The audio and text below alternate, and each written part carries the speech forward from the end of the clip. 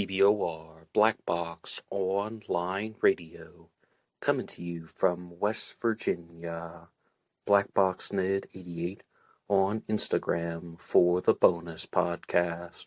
And welcome to BBOR, the home of true crime talk radio and your premier destination for unsolved mysteries, criminal psychology, and exploring the dark side of cyberspace. My name is Ned DEHAN, and I am your host, as well as the creator of AstroPsych 400 here on YouTube, and regular contributor to the Zodiac Killer channel. And a great way to support these shows is just by listening to some more content. But you can also go over to Amazon.com and have a look at the book Killer on a White Horse, written by me, Ned DEHAN. It is a novel, murder mystery, inspired by the Zodiac Manson connection, but it is indeed fictional. However, who doesn't love a good mystery? And there is always the Teespring page.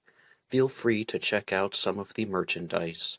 And remember, being weird is not a crime. Let the show begin. This episode of Black Box Online Radio is brought to you by Rep Sports and Raze Energy.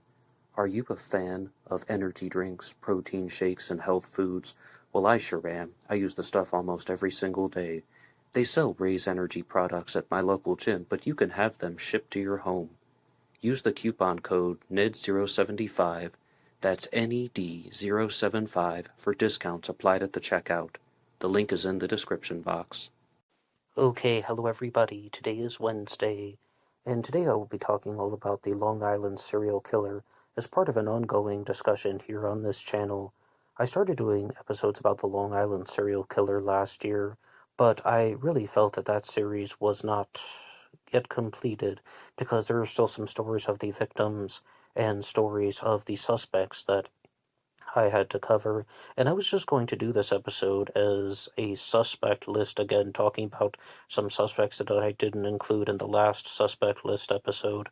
But I encountered something when I was over on KFGO.com where they recommended an article from the New York Post that laid out the psychological profile of the Long Island serial killer. And this is based on some fragmented information because we do not necessarily know when the Long Island serial killer started operating and when the activities of the list ceased to operate, if they did indeed cease to operate. Not only is this an unsolved case, it's not one where the serial killer is writing in letters or making phone calls, taking credit for murdering the victims, someone such as Jack the Ripper or the Zodiac Killer. In fact, it's quite the opposite. But I wanted to do this episode for a couple reasons. The first is I've never talked about the true psychological profile of the Lisk in a standalone episode, and also just to try to add some clarity to the situation because it really is important to know which crimes were actually committed by which person and is something else going on. And before I read off this profile piece here, I would like to remember something that I encountered in 2017 when I was listening to an episode of World Crisis Radio, and the host said he told a story of the Roman senator Cato, who would always remind his audience, whoever was listening to him, of one particular thing, and he said, "Defeat the Carthaginians." No matter what subject he was talking about, no matter what kind of speech he was giving, whoever was listening to him, he would just say that as a reminder. And for me, anytime I do a Long Island serial killer episode, I want to reinforce the point that the Long Island serial killer was not someone or something that people learned about in 2010, 11, or 12 in that decade after some discoveries that were made at Gilgo Beach.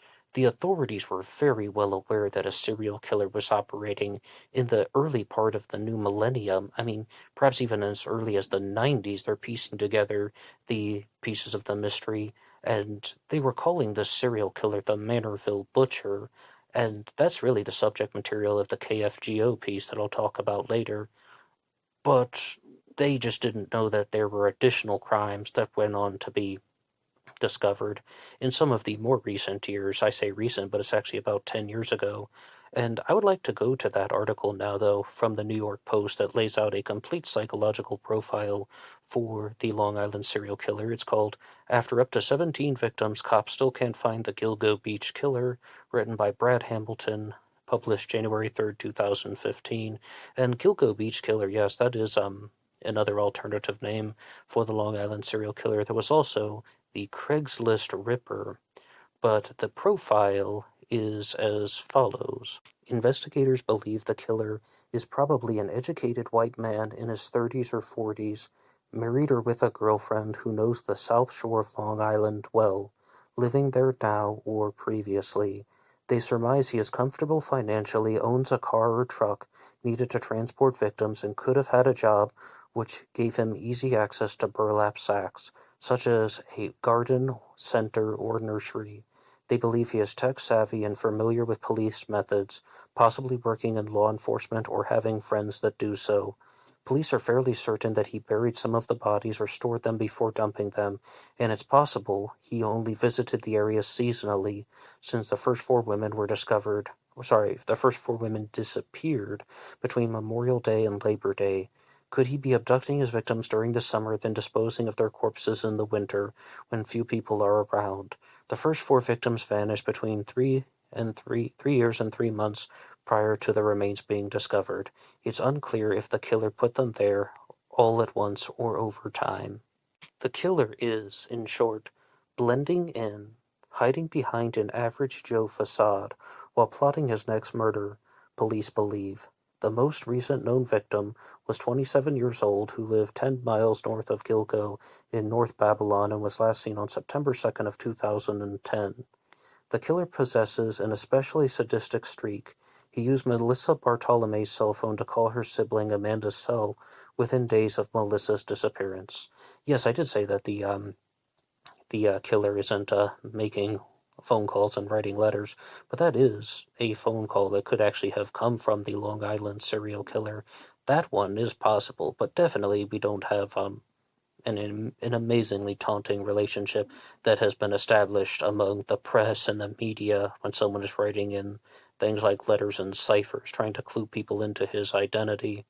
But that there is a phone call. But to get back to this here, they believe the killer turned on the cell phone once he was in the town of Massapequa, a town just 10 miles north of Gilgo.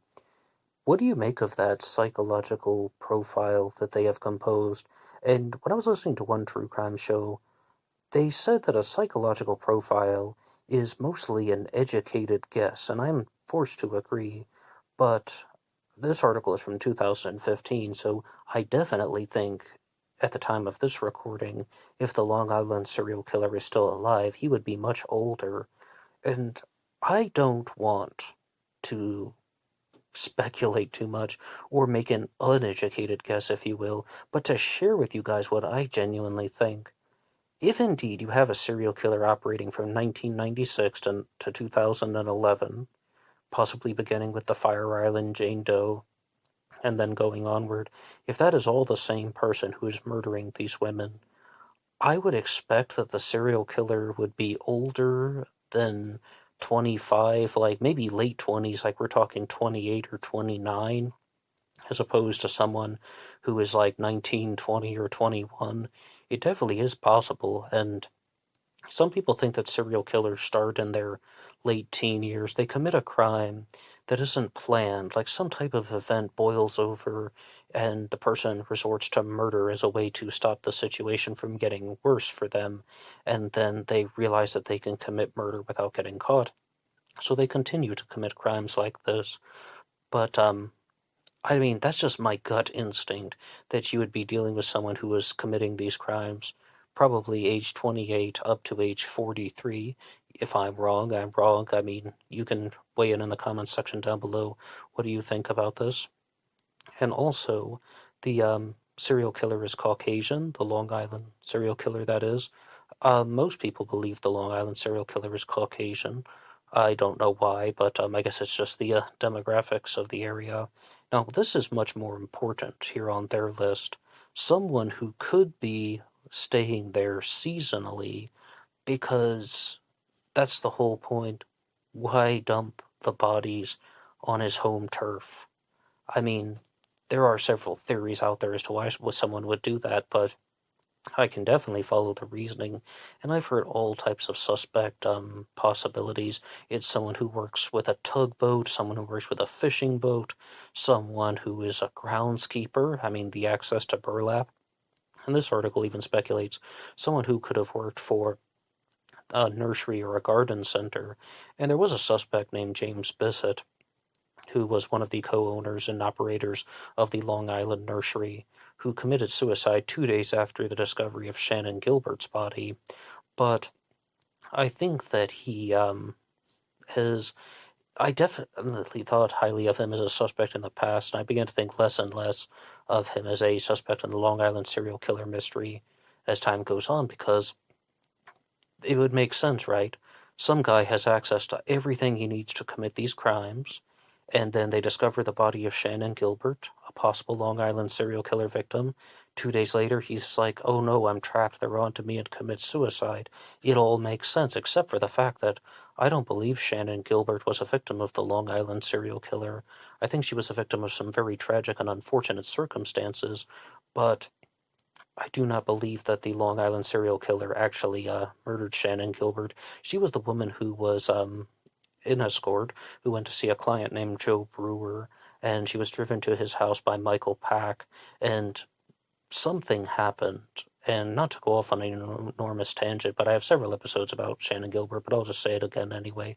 She is in Joe Brewer's house, and something happened where she became very upset, and Joe Brewer knew that she had a driver because he's even trying to get the driver to do something with Shannon, and she runs away. She's running up and down the houses in Oak Beach, Long Island. She's banging on the doors. It's possible that one person she ran into that night was Dr. Peter Hackett, who brought her into his home and gave her a sedative.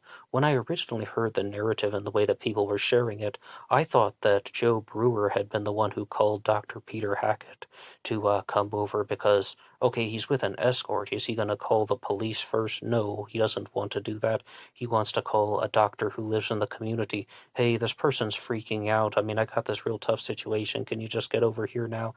I'm not sure actually which one happened first, but in the lawsuit that was filed by Murray Gilbert, Shannon's mother, that it was that she believed that Peter Hackett gave the sedative to Shannon in his home. I think I was just looking at one of the articles that stated that. So Shannon Gilbert disappears, and she isn't discovered for years later, and the search for Shannon Gilbert actually led to the discovery of the Gilgo 4. And then the Long Island serial killer that we know of today was labeled as someone who murdered the Gilgo 4, as well as perhaps some of the unconfirmed victims and the Manorville butcher crimes from the late 90s and the early part of the new millennium. So all that has been pieced together. But if that's the case, though, I mean, if you're looking at some of those people, like James Bissett, Peter Hackett, Joe Brewer, then they certainly aren't going to be seasonal presidents. Although I believe Joe Brewer definitely wasn't the most stable guy. I read his deposition, and it's possible, I'm going off of memory, I think he was unemployed at the time that he was seeing Shannon Gilbert. That doesn't mean he didn't have money, but I believe he was unemployed at the time, although don't quote me on that one. Okay, though, so what do you think about some of these points that have been shared in the psychological profile, that this is someone who could be, I guess now would be in his late 40s or 50s at present time, Caucasian, could be someone who has a seasonal job, hiding behind the average Joe facade? That would most likely mean that this is someone who is not one of the homeowners on Long Island. And a lot of people have this idea in their mind that the Long Island serial killer is a maintenance man, a custodian, groundskeeper, somebody who would have access to lots of tools. And they said tech savvy, I mean, maybe a gifted underachiever, maintenance man, custodian, or groundskeeper, or some of those other possibilities, working with boats. I mean, it's an unsolved case. What do you think? And another point that I always want to remind everyone of is some people think that this is not a single serial killer, someone who is like a sad, lonely man type of serial killer. They think that this is a snuff ring, that people are operating, um, well, just that, an operation where they're bringing in escorts from New York City, they're having them murdered, and the henchmen of these wealthy elite men are the ones disposing of the bodies, and it's even more than one henchman, and that this is some type of sick, perverted thrill kill club. No, I know that sounds like a wild conspiracy theory, but in this case, I mean, it might be true. But I would like to go over to that article from KFGO because that was the one that originally directed me to the New York Post, and they have a segment here and a challenge question at the end, but I'll read the segment first. In 2011, more remains were found not far away on Fire Island. On April 4th of 2011, the head, right foot, and hands from a victim would become to known as Jane Doe number 6, and they were recovered near Jones Beach. They were later linked through DNA to another set of remains discovered in Manorville in 2000. Remains unearthed in 2011 linked to others discovered in 2000, and Jane Doe number 6 would go on to be identified as Valerie Mack. Another victim of the Manorville butcher was Jessica Taylor, who was decapitated, and her remains were found in 2003. If the murder victims were found in impenetrable marshes off of Ocean Parkway, they were all killed by the same person. It means one faceless serial killer has been stalking New York for more than 20 years with as many as 16 victims. Sometimes he just calls them and they come to him. There hasn't been an artist rendering or an eyewitness description of the killer with any of the women found on Jones Beach Island. Oh, absolutely. I mean, that is definitely true. There certainly isn't going to be a composite sketch of the killer, but they also want to talk about something that I thought was a rather strong challenge question, again from KFGO, and that was, how do we know with certainty that the Manorville butcher and the Long Island serial killer are the same person? Is there any possibility that this could be two different people? I mean, the Manorville butcher crimes were mutilations and decapitations. The Gilgo Four were not. And you heard that point about how the victims could have been held in some type of storage area. How do we know with certainty? My response to this is not going to be very satisfying for some people. I don't think the authorities are always lying to me. Sometimes they are, sometimes they are not. But if they say they have the evidence to connect the Gilgo Four to the earlier Manorville butcher crimes, then I will believe that until I see some proof otherwise. I'm fully aware that sometimes the police put out disinfo to put the killer in a false sense of ease. A very good example of that is the DC sniper case. I have an episode on that. They told the general public, be on the lookout for a white van, when in reality the killers were driving a blue Caprice, Chevy Caprice that is. So yes, things like that happen, but I'm not someone who is going to be constantly guessing, I think they're just making this up to try and confuse people, because this KFGO article written by Troy Larson states that, is it possible that two serial killers could be in the same place at the same time? With proximity to New York City, North America's largest city, that is not beyond belief, that they might not have any type of interaction with each other, and furthermore, the Manorville butcher would have operated before the Long Island serial killer, so this is a multiple killers theory, but it's completely unconnected. It's not like a thrill kill club.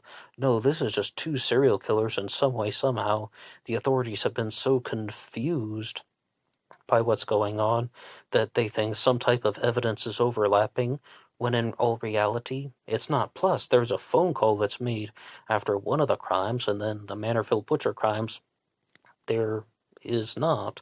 And someone has gone through very bizarre lengths to mutilate the bodies early on, and then they stopped. What really happened? I mean, I really don't know if this person here has made a good observation or not, but you can weigh in the comment section down below. What do you think?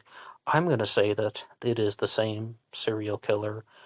For just that, like, I am not so doubtful of the authorities that they're just going to make something up, or that I have, if I had a sufficient reason to challenge their narrative, I would, but as of now, I do not. And I was going to refer to this article later on because originally I was planning on doing this episode as a suspect list, an extended edition, but there is a very interesting post that was written by Chrissy Bobich over at Distractify that says, in 2010, the police began formally investigating 10 different bodies found on a beach in Long Island, New York. The suspect, dubbed the Long Island serial killer, was believed to have killed all 10 victims from sometime in the 90s until 2010. See, exactly, we don't know the exact dates when the bodies were discovered in and around Gilgo Beach. The 2010 search for escort Shannon Gilbert along the same area is what eventually led the authorities to the different body parts on the beach, with some victims' bodies in the later stages of decomposition. Many of the remains were found in burlap sacks, which meant the killer might be someone who had access to such bags in abundance. And authorities also believe that the Long Island serial killer was likely someone local to the area. Well, I mean, this article says that. We just read very clearly from the New York Post that this could be a seasonal employee, someone who's only working there 3 months a year. I mean, which person do you believe? And Unraveled, the Long Island serial killer on Discovery Plus was meant to help bring awareness to the case, which remains unsolved to this day, because even though there have been traces of evidence like pieces of DNA and a belt buckle, which authorities believe belonged to the killer, no suspect has been brought to justice. That being said, there are still some Long Island serial killer suspects to consider, and this article points toward Joseph Brewer, the man who was seeing Shannon Gilbert.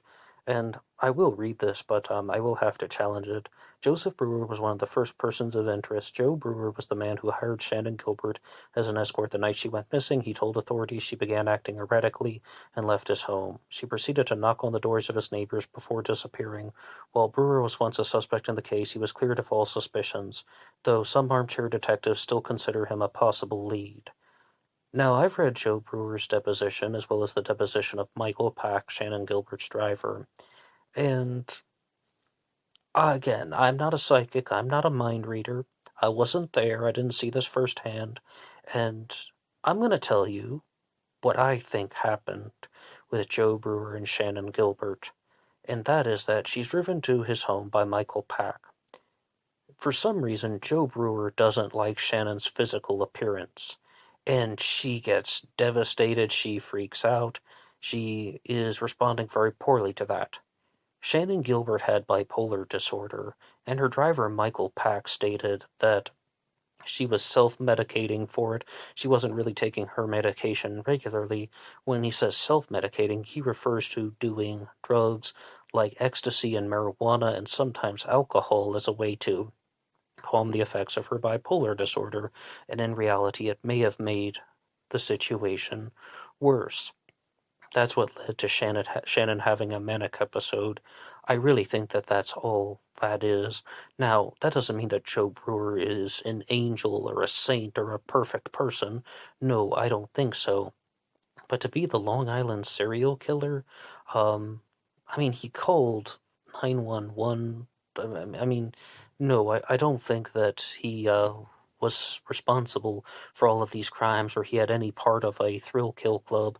I think he's a man who wanted to see an escort, and then he was perhaps rude to her in some way, in some manner, and then she responded, as it says here, erratically, and then she goes missing. And it's one bad situation leading to another, but the Long Island serial killer, I don't think so. And I said, though, that Shannon may have interacted with Dr. Peter Hackett on the night that she died, and he is the next person on their list. Dr. Peter Hackett proved to be a dead end. One of Brewer's neighbors, Dr. Hackett, was once a suspect in the Long Island serial killer case, too. Gilbert's mother reported that Hackett called her the night her daughter went missing and claimed that he had taken her in to help her. Later, police dismissed him as a suspect because he had a history of making himself a part of local events. In this case of the Long Island serial killer investigation, he did too. I really can't comment on that, but maybe you've seen the video of Peter Hackett when he's like pretending to faint, and I really I'm really not even sure at what time he would have interacted with Shannon Gilbert. But the next point is James Bissett was another person suspected to be the Long Island serial killer.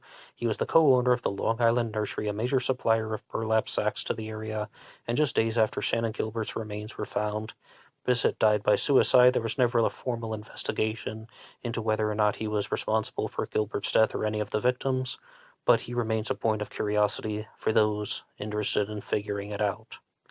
Well, how exactly would James Bissett fit into that if Shannon Gilbert were not a victim of the Long Island serial killer? I mean, if my hunch, hypothesis, gut instinct is true, which not only that I think that, the authorities also say that Shannon Gilbert was not a confirmed victim of the Long Island serial killer. We aren't even sure if she was murdered. She may have just ran away from the town and spent several days in the marsh and died from the elements from dehydration. I mean, we simply do not know. Or maybe some other type of medical issue. And this isn't meant to share all of these suspects. It's just some basic points about them. And I don't know how you would connect James Bissett to the Long Island serial killer case other than the burlap connection, but lots of people are going to have access to burlap. I mean, maybe they bought it from James Bissett's nursery. It really is just an insufficient lead. But what do you think about any of the suspects mentioned in this episode? And you can put your ideas in the comment section down below. I would love to read them. What do you think about the psychological profile? What do you think about the challenge question of how do we know that the Manorville butcher and the Long Island serial killer are the same person? And what do you think about the details of any of the suspects? Do you think they match up? And I will see you guys over on Instagram for the bonus podcast. Oh yeah, but anybody can rate the show at BlackBoxOnlineRadio at AOL.com. You can also get me on Facebook. My personal Facebook is in the description box, as well as the Facebook for the show, Black Box Online Radio, and BlackBoxNet88 on Instagram, and I will see you over there for the bonus podcast. Until next time.